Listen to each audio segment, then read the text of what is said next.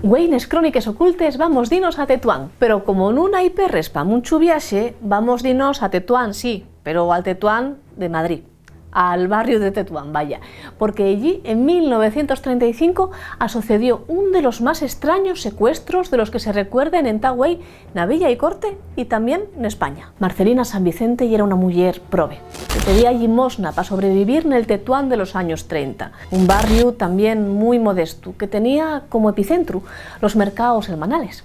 El 16 de mayo de aquel año, 1935, celebrábase concretamente el del Carmen, el mercado del Carmen, en Tetuán.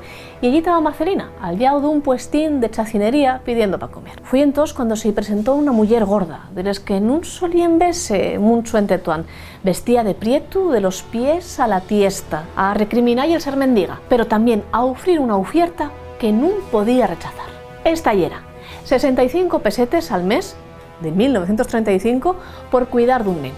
La verdad es que parecía raro una oferta así, sobremanera si tenemos en cuenta que la extraña mujer no se presentó ni siquiera y que solo propuso el negocio a Marcelina tras de enterarse de que ésta no sabía ni leer, ni escribir, ni tan siquiera las reglas básicas de la matemática. Pero yeren, a fin de cuentas, 65 pesetes, toda una fortuna para una mujer que vivía con marido y 6 fíos, una chabola de la calle Carmen Montoya, en Tetuán. Así na que pautaron. Y al día siguiente, la extraña mujer de Prieto entregó en aquella chaboluca a Marcelina un sobre con 65 pesetes y un bebé más rubio que el sol.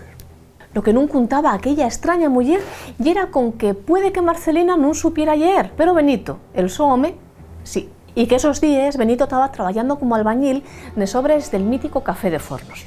El caso es que el 17 de mayo, al día siguiente, cuando el guaje ya llevaba un día con ellos, bajó a trabajar y para amenizar el trayecto tranvía mercó un periódico, El Heraldo de Madrid, y topóse con esto. Na calle de la Ruda, una mujer robara a otra a un guaje, arrebatándolo de les sos propias manes, mientras que facía la compra. La má, Juana Villada, y era una vecina de Lavapiés que paseando con Sofío Enrique por la calle de la Ruda, encontróse con una mujer bien extraña, también vestida de prieto, de los pies a la tiesta, y como la mujer que falara con Marcelina, con un acento del sur bastante característico. La paisana dirigióse a Juana y camelóla, dando información sobre la su vida.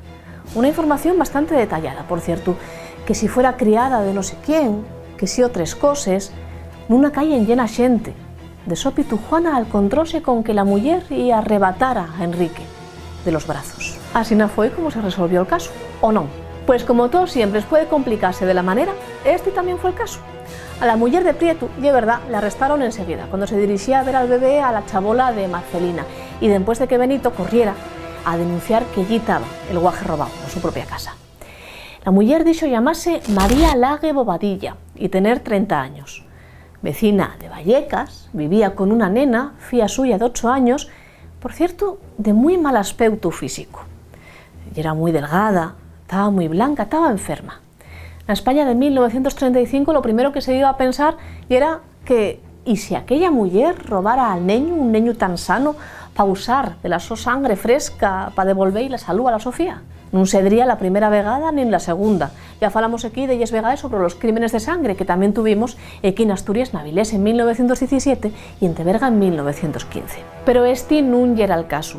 Parece ser que María estaba más bien obsesionada con tener un fiu varón, para no perder al so home, el segundo que tenía, para no perder aquel paisano que aceptara bien a la nena, que ya era una fía que ella tuviera de soltera, pero que quería el paisano tener descendencia propia.